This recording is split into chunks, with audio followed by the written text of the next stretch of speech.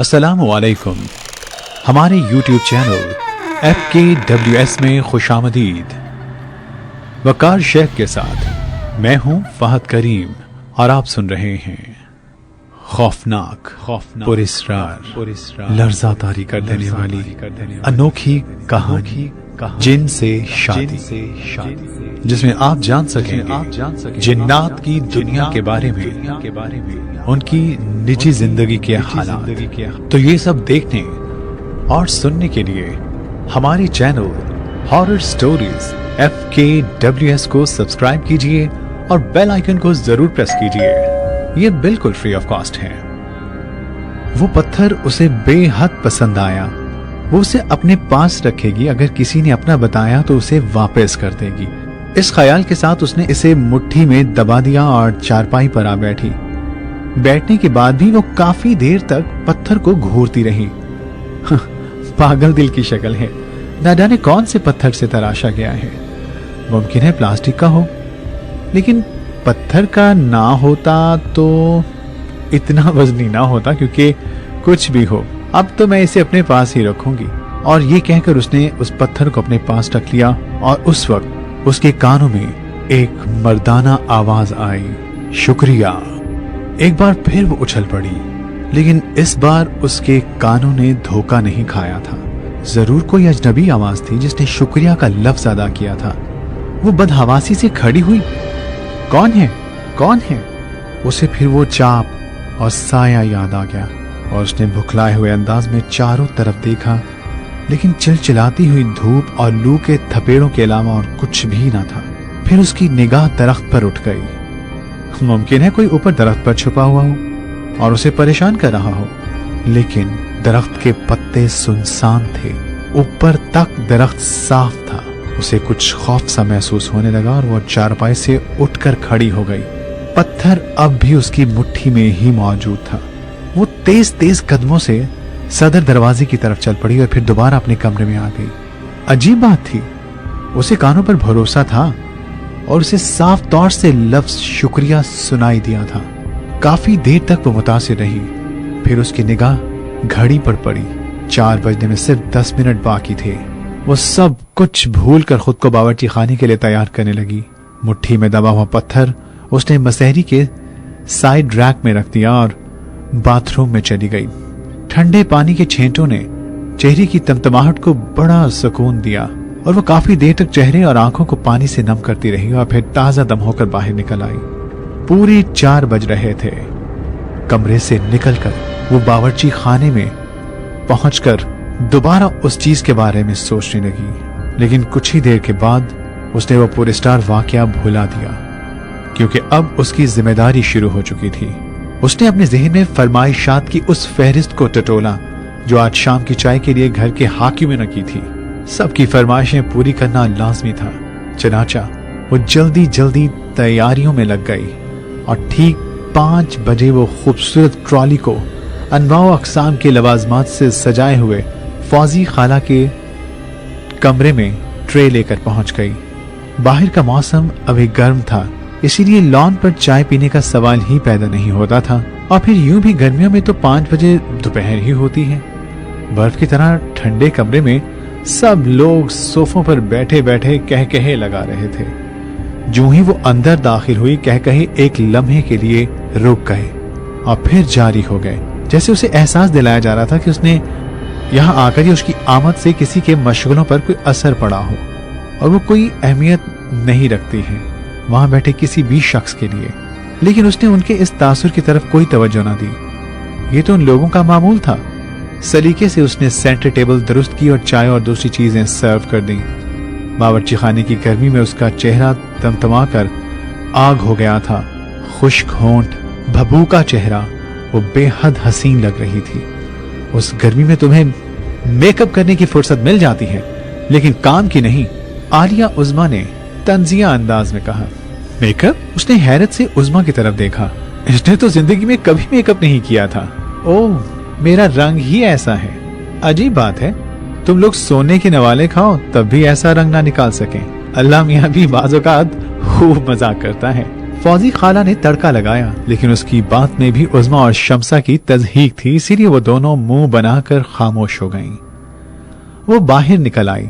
अभी बहुत से काम काज बाकी थे। सूरज अब भी कहर बरसा रहा था, लेकिन वो गर्मी से बेखबर कामों में मसरूफ हो गई। शाम हुई और फिर रात वो सब कुछ भूल गई थी। बरगद के नीचे से मिलने वाला पत्थर, शुक्रिया के अल्फाज, कोई बात उसे याद न थी। 11 बजे सबके ख्वाबगाहों में घुस जाने के बाद उसे फुर्सत मिली और वो अपने कमरे की तरफ चल दी। कमरे में पहुंचकर उसने गहरी गहरी सांसें ली। दिन भर की तपिश के बाद कमरा बिल्कुल ठंडा हो चुका था। वो खामोश मसहरी पर बैठ गई। आईना सामने मौजूद था और वो सोचने लगी कि कुछ भी हो, वो अब भी उस सबसे अच्छी, सबसे बावकार लगती है। शायद उनकी जरूरत से ज्यादा जलन की यही वजह है।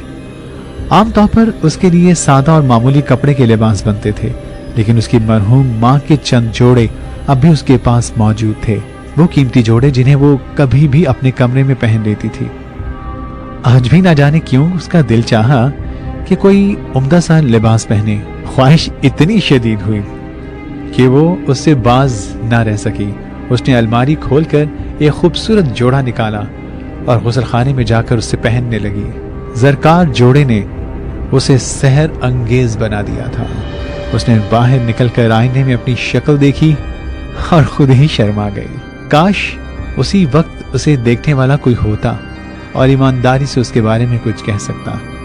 उसने सोचा और दफतन उसी वक्त एक आवाज उसके कानों में गूंज उठी, चश्मे बदूर। वो फिर उछल पड़ी। उसने घबराए हुए अंदाज में दरवाजे की तरफ देखा, लेकिन दरवाजा तो अंदर से बंद था। उसने मसहरी और बाद में पूरे कमरे की तरफ आहिस्तगी से निगाह दौड़ाई। खौफ से कपकपाते होंठ, चेहरा लाल। उसने पूरे कमरे के सारे कोनों में देखा, लेकिन कोई ना था। ये मेरे कान क्यों बजने लगे हैं? आखिर उस वक्त शुक्रिया की आवाज और अब उस तस्वुर के साथ एक और इंकशाफ। शुक्रिया वाली आवाज उस आवाज से थोड़ी मुख्तलिफ नहीं थी। एक ही आवाज और ये नर्म नर्म अंदाज। कौन है? किसकी आवाज है? वहम, सिर्फ वहम, वरना और कौन आ सकता है? उसने फिर दिल को तसल्ली दी और आईने के सामने से हट गई। रात अपनी थी, अब किसी के बुलाने के इम्कानात नहीं थे। इन्हीं कपड़ों में बिस्तर पर आ लेटी, तकिया ऊंचा करके वो दराज हो गई और लेटे लेटे उसे उस खूबसूरत पत्थर का ख्याल आ गया। उसने साइड रैक की दराज खोली और पत्थर निकालकर हाथ में पकड़ लिया। कैसा प्यारा पत्थर है, वो सोचने लगी और फिर उसे चमकाने के लिए उसने उसे अपने लिबास से रगड़ा। पत्थर दर हकीकत चमक उठा, लेकिन उसके साथ साथ कमरे के ऊपर रोशनदान से कोई परिंदा अंदर घुस आया। 1 2 3 4 और वो महबूब सी उन्हें देखती रह गई। ये चमगादड़ें थी और उनमें से 3 चमगादड़ें नीचे उतर आईं और अचानक लंबी हो गईं। आलिया की आंखें दहशत से फट गईं और वो उन चमगादड़ों को खौफनाक रूप इख्तियार करते देख रही थी। अजीब भयानक शक्लें थी। उसने चीखने की कोशिश की थी, लेकिन उसकी आवाज भी वहशत की वजह से ना निकल सकी। खौफ से उसके जिस्म के रोंगटे खड़े हो गए थे। हमसे डरने की जरूरत नहीं आलिया, हम तुम्हारे गुलाम हैं, तुम्हारे खैर ख्वाह हैं। हम किसी भी हालत में तुम्हें नुकसान नहीं पहुंचाएंगे। हमसे खौफ ना खाओ। काश हम किसी खूबसूरत शक्ल में तुम्हारे सामने आते और तुम हमसे खौफजदा ना होती। क्या ये ख्वाब है? आलिया ने सोचा और आंखें मलने लगी, लेकिन वो ख्वाब नहीं था। दर हकीकत 3 इंसानी ह्यूले उसके सामने थे। उनकी शक्लें भयानक जरूर थीं, लेकिन अल्फाज और लहजा बेहद नर्म था। तुम कौन हो? उसने हिम्मत करके पूछा। तुम्हारे खादिम, हमें हुक्म दो, हम क्या करें? हम तुम्हारे लिए हर काम कर सकते हैं। मैं क्या हुक्म दूं? मगर तुम मेरे गुलाम कैसे बन गए? वो हिम्मत करके बोल पड़ी। ये बताने की इजाजत नहीं है, वक्त आने पर तुम्हें सब कुछ मालूम हो जाएगा। वो वक्त कब आएगा? बहुत जल्द, बहुत ही जल्द। तुम बिल्कुल फिक्रमंद ना हो। तुम्हारे बुरे दिन गुजर गए, अब कोई तुम्हें आंख नहीं दिखा सकेगा। हम तीनों को तुम्हारी खिदमत पर मामूर कर दिया गया है। आलिया खुश्क होंठों पर जुबान फेरने लगी। वो तीनों अदब से उसके सामने झुके खड़े थे। अगर कोई काम नहीं है तो हमें इजाजत दीजिए, क्या हम जा सकते हैं? हाँ जाओ, खुदा के लिए जाओ, हम हाजिर होते रहेंगे। अगर आप हमसे खौफ खाती हैं तो आपको तकलीफ होगी। आप दिल से यह खौफ निकाल दें। हमारे जाने के बाद आपको नींद नहीं आएगी। यकीनन आप हमारे बारे में ही सोचती रहेंगी, इसीलिए आप ये शरबत पी लें, आपको पुरसकून नींद आ जाएगी।